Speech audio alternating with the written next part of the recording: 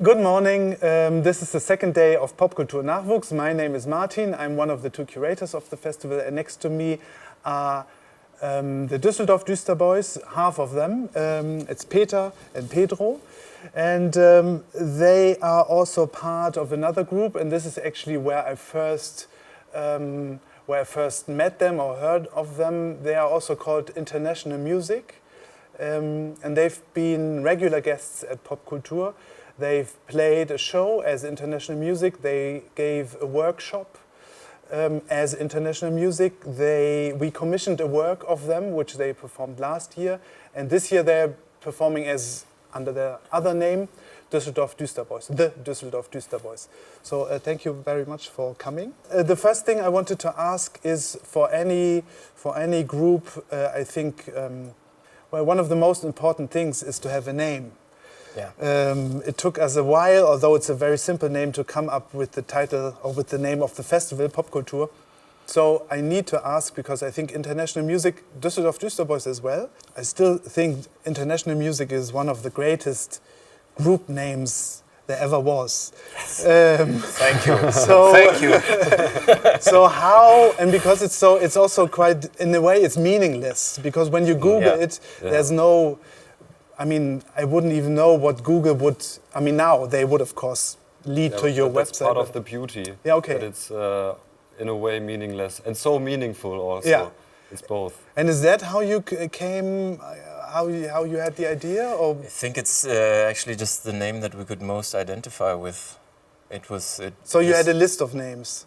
We had some ideas now and then. It took a long time to get to a name that had a ring to it for all of us. And then, but when Peter was the one who came up with it, we were all convinced somehow.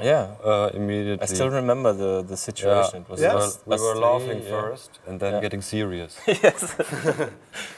No, actually. Yeah. No, and I think you, Peter, described it the best when you said that it's a name that stands there with open arms, ready to embrace everything that happens. Although, on the other hand, the language you always sing in is a language not everyone's speaking. Is that something where also in the future you think maybe you should start singing in English so more people can understand the music, so the name, so that you live up to the name? Not really. I think it's the opposite. It makes it a bit weirder also that a small German band claims itself to be the international music. I don't know, but no, not really. But we have a new song that's having more English in it, but it's not conscious decision. Yeah. And then you sometimes sing in French, right? There's with the Düsseldorf Düsterboys. There's a passage, and also in Mont Saint-Michel of International Music, I think. Yeah. And Portuguese. Portuguese, Which is the language of your mother? My father. Father, yes. Yeah, exactly. Yeah. Whatever happens. There's always one way to express a thing that works with us and with the feeling, and when it feels right to sing in English. Maybe for German native speakers, English has a bit more of this pop grandeur, if you want to say so. It opens a different chapter of associations, but we always felt very comfortable singing German, and as long as that doesn't change, there's no reason to change the language. Yeah. And with the name the Düsseldorf Düsterboys, what's the story behind it? And why did you, I mean, I think it's different music. On the other hand, I think one still realizes that you are part of both groups, because we can also, in both groups, we can hear your voices. So it's clear that it's the same people behind it in a way. But so, why did you need? Why do you think it's important to have a different name, and why the name in the first place? Maybe we start with the second question. Yeah, it's easy. It's a name from another time somehow. Like the name existed before we chose to use it. The name is from a dream that I had when I was about 17 or 18.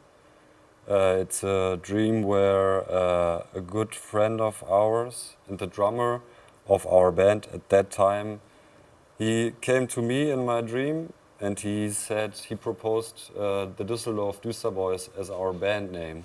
And yeah, we didn't use that name. Yeah. But later on, when Pedro and me started making music in the way that we decided then as a band, when we were in that situation, we thought, okay, that's we would like to use this name because it fits very nicely, the music somehow, and the idea. Yeah, that's a perfect introduction to the first question you asked.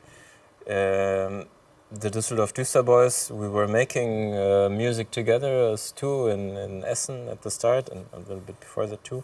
And then we wanted to do something different, which at the time was to go back to making music in a rock band with electric instruments. And that was a whole different deal for us, so it also needed a different name. Yeah. And we kept making music as the Düsseldorf Düsterboys, but started the project of this band, which was later to become International Music, with Joel, our drummer of International Music. Yeah. Yeah. I mean, from a marketing point of view, it's maybe not the best idea to have an established name like International Music and then suddenly launch another band with a different name.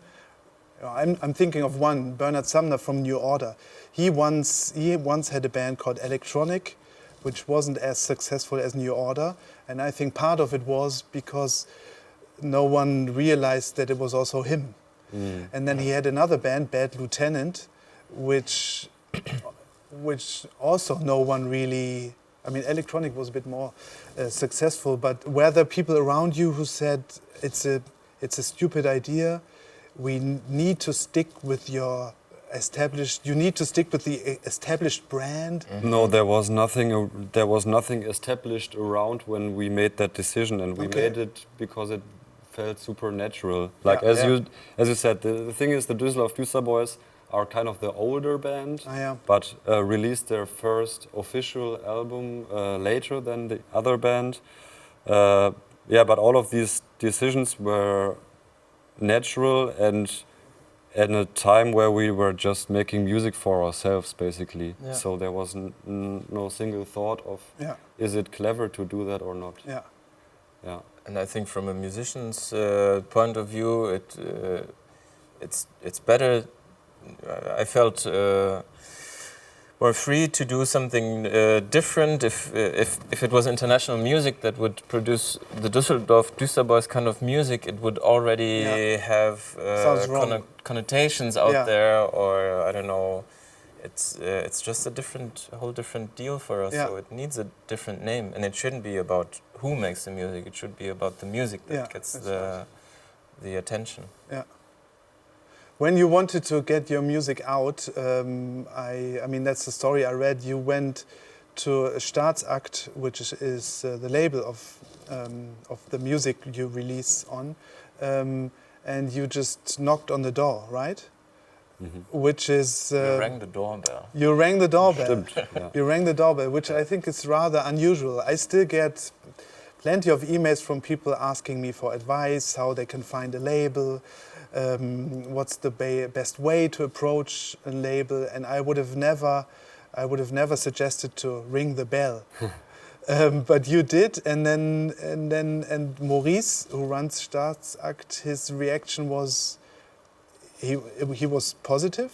It was bewilderment on both sides of the door, I think. And did because it was a Saturday also.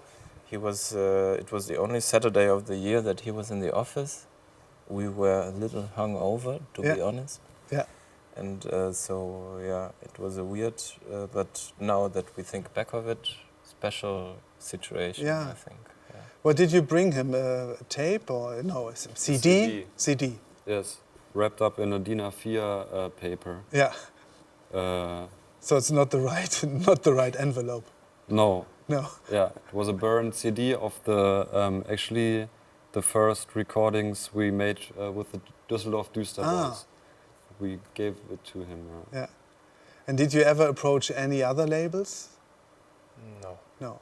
Did you have a management then? No. No. No, no. Why did you choose Staatsakt? I think mainly because I loved and I still love the band Japanik. It's an Austrian band. Yeah. I was really listening to their music a lot, and I looked. I was curious, that's amazing music, and where do they publish? Because we were not really knowing too much about the about different labels. Yeah. So we just thought, okay, Staatsakt must be a great label. For sure we want, this is our dream label, because Japanik is on there. Yeah. The decision was that simple. Yeah. Yeah. Yeah, and then it was your mother who told us to just go there in person, and it was the best advice that she could have given us. But she's not, I mean, is she a musician as well? No. And she doesn't run a label. It was just her instinct, yeah. I don't know if this is an advice or something. Yeah. Our story is super romantic in a way. We were just super lucky somehow. But I think maybe it is the one and only great advice. Just ring at the label's door. Yeah. Maybe that's. No, I mean trick. I think you have an advantage when you meet the person in person, because a link. I mean, there's nothing more. There's nothing less original than a link. Yeah. Which is, I mean, a link is really not saying a lot. I wanted to ask you about your studies. It doesn't look as if your studies have or had anything to do with what you do now.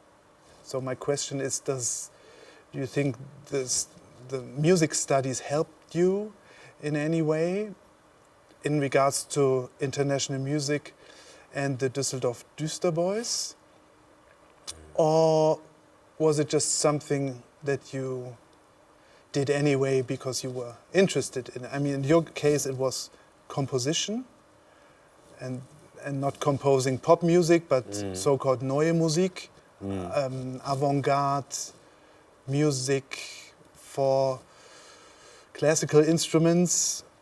And in your case, it was the guitar, right? No, I study language and literature, German and English. I thought you studied. Oh, I'm sorry. I thought I thought you studied playing. So cool. I thought you studied playing the guitar. No, that's the instrument that I started with when I was a child. Okay. But I never studied it in a university as a or university school. student. Okay. Yeah. Okay. But you took lessons. Yeah. Okay. Yeah, for a very long time in my life. But you told me you played Bach.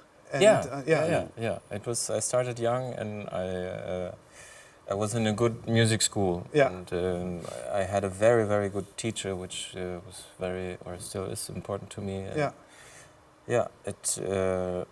That was the first instrument I played. But the studies were German and English literature and language. Okay, that doesn't. And did it? What would you say? Did it influence it's a very the way? good question.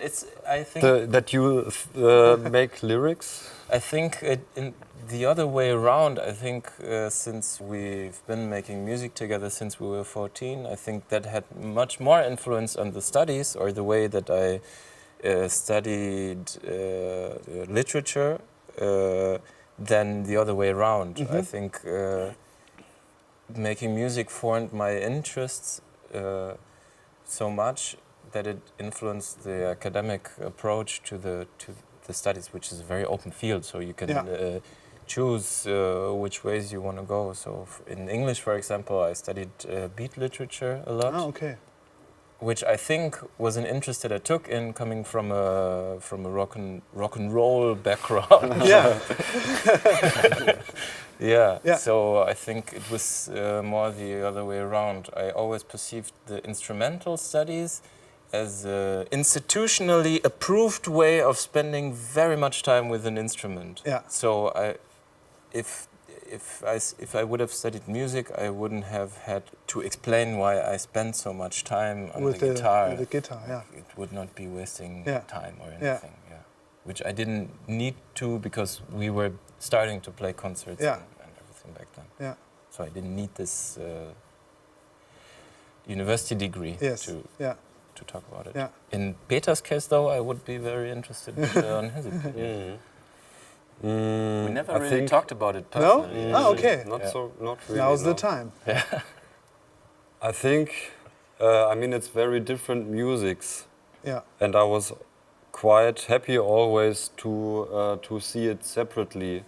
Like, for the longest time, I saw it that the music we are doing as bands, this pop music, is something I love. And then there is a pretty different musical world in a lot of senses, which was studying contemporary music and dealing with all of everything that's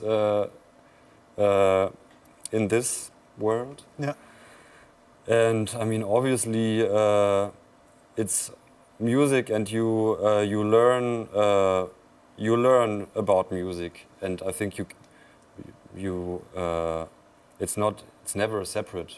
Like, of course, the way it gets obvious when you think about it in technical terms. Like, I learned about sound and electronic music waves and all of that in the studies, and that makes you think differently about sound in general. Yeah.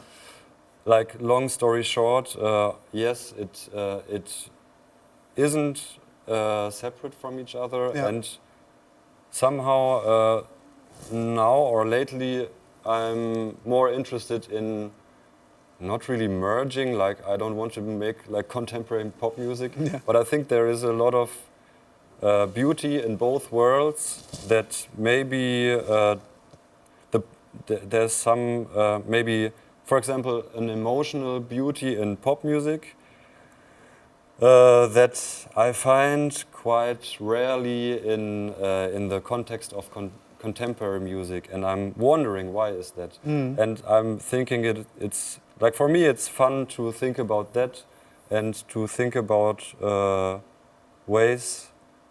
aspects of one or the other thing that I would maybe like to integrate in the other thing, if that makes sense. Yeah, it makes total sense. Which brings me to asking you about the next, because this, you just told me, will be the next album that you'll be working on, will be again an international music album.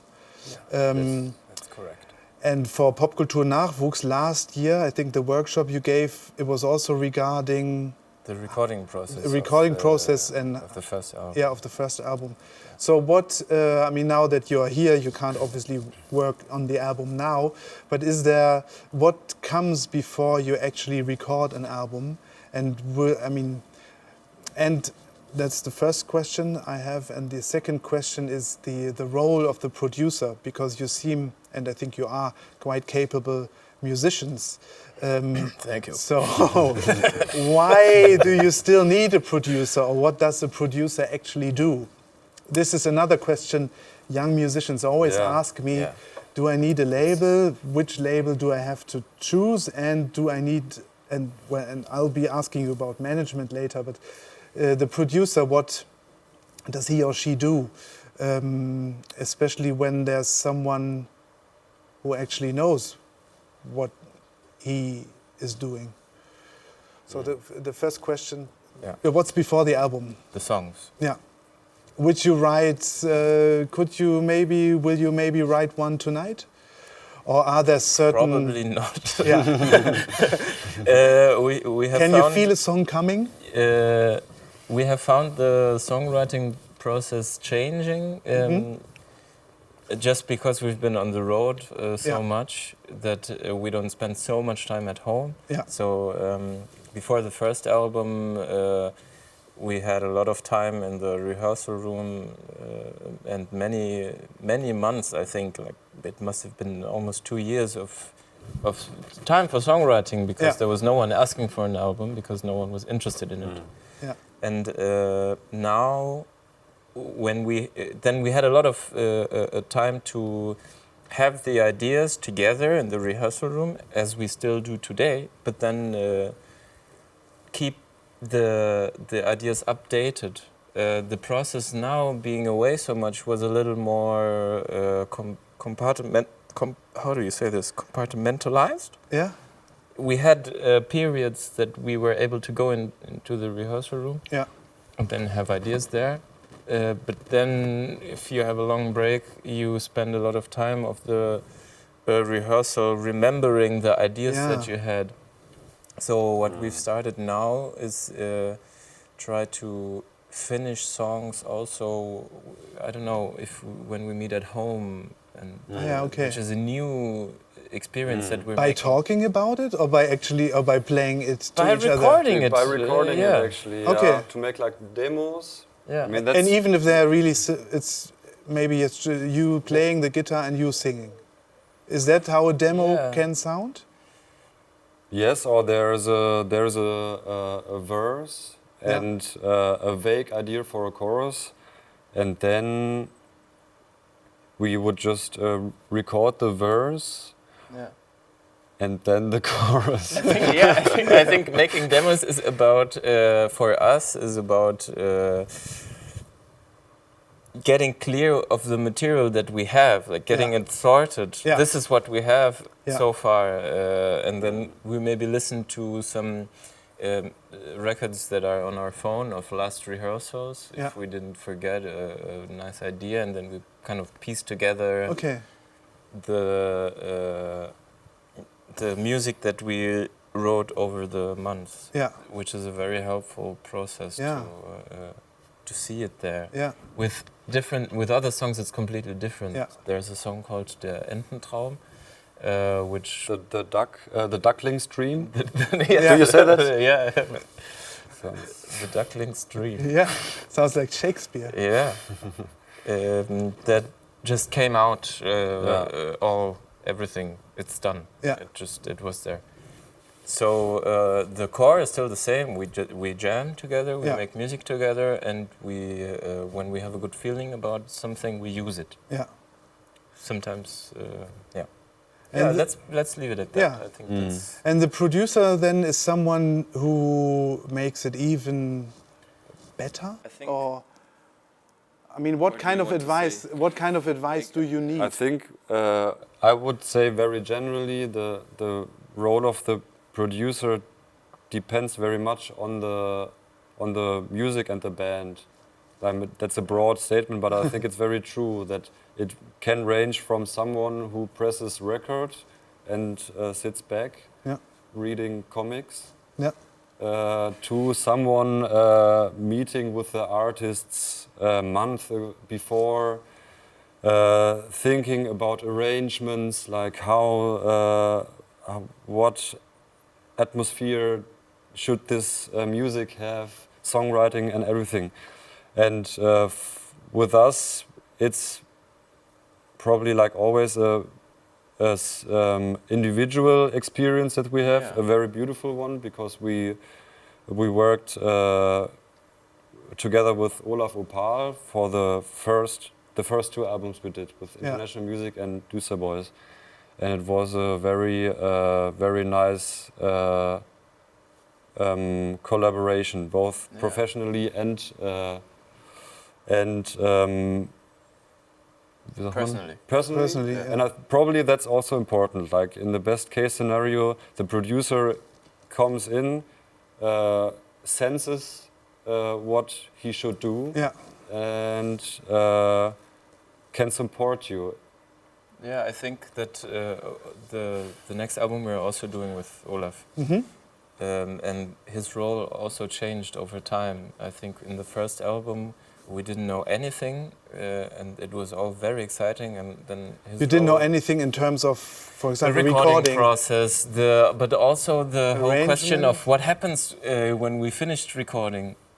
then we mix. But what happens when we finished mixing? What's the next steps? Yeah. And also, he was or he still is an important person to talk about the music business, because it's still very complicated. Yeah. And he has a lot of experience and a certain Abgebrühtheit, coolness. Coolness, maybe about it, yeah. Yeah.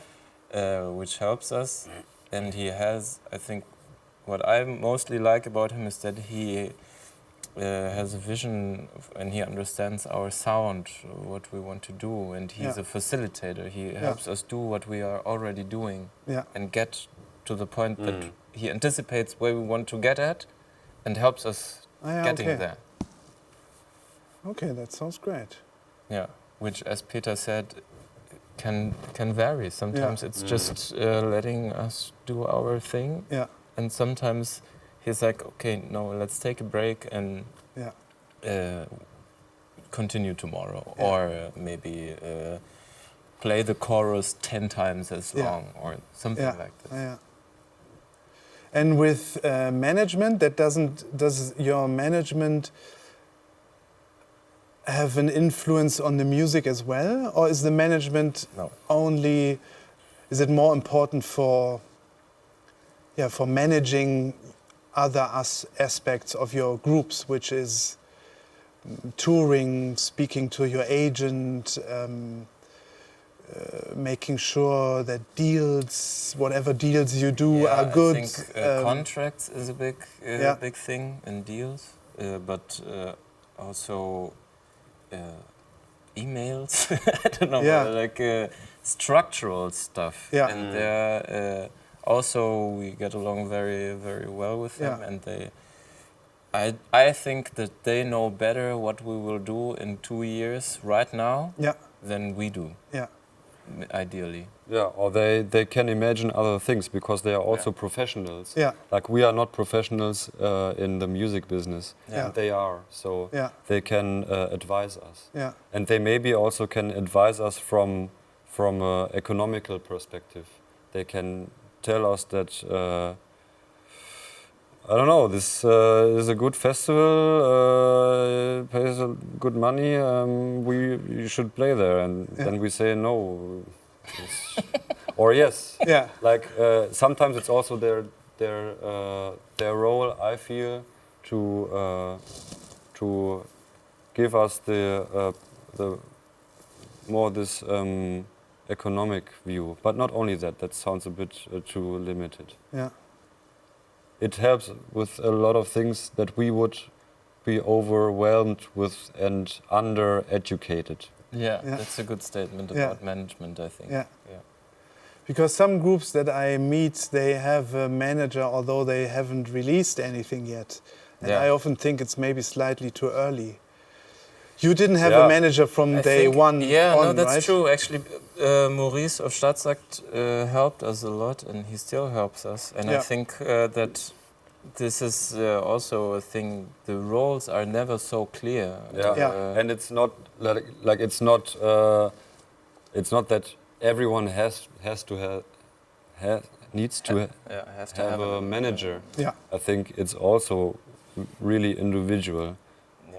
Like we are happy with it, but it also depends on what you want. You can also publish your stuff on Bandcamp if it's about making awesome music and putting it out and playing concerts. You don't need a management. You don't need a label. Yeah, that's true. Yeah. I'd like to end our conversation by asking about where the future in general, now that we are sitting here for a reason, because we couldn't have the festival as you and we know it. We couldn't have visitors because of the current pandemic, and it seems as if it'll be quite difficult to have concerts as we used to know them. Mm-hmm. And although you have sold quite a few records, I can assume that with your concerts you have made more money than with the albums or with the recorded music. Yeah. Is that something that worries you for the future, or are you thinking, well, this is just a tough time that we need to go through, and one day it'll all be back to normal? To be honest, I think this is where it gets perfect to have other people working with you on your records and your career, that we don't really have to worry about Okay, that. good. Okay, but then that's good if you can let them think about it. At least we're not alone. Yeah.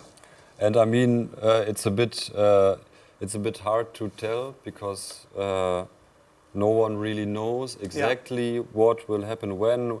But like, ich gehe davon aus. I'm assuming that there will be concerts. Like the concept of concert will survive. Yes. I'm pretty optimistic about that. And it's true that it's a tough time for musicians and clubs and everything. And yeah, it's really, really tough. Yeah. For sure.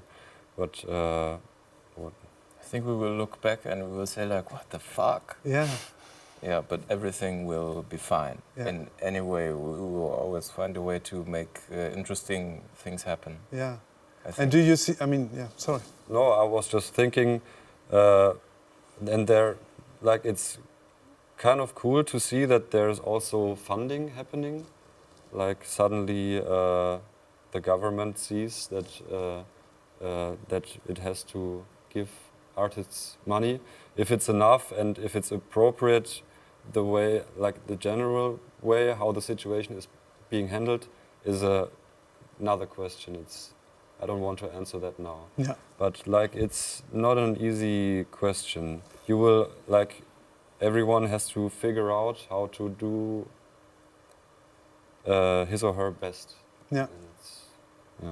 Yeah, I think the important thing is to not stop, but keep moving and keep doing things. And I think as long as we have musicians, which we have a lot, and people like you of Pop-Kultur Festival that curate wonderful things. Yeah, I'm a very big fan of this festival. Thank you. I think we all hope is not lost. Yeah. Can you imagine a future for yourself without music? I mean, do you sometimes think maybe one day you'll be a gardener, or maybe one day you'll just listen to music and not make music?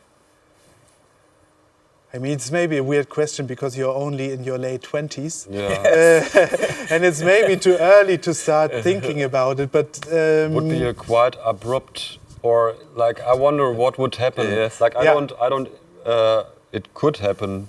Be a dramatic change of Yeah, life. Yeah. right now it doesn't seem like it, because it's been a part of our lives for so long and such an important part. Yeah. So, yeah, maybe a musical gardener. Why not? Yeah. Yeah. Yeah. Thank you for your time.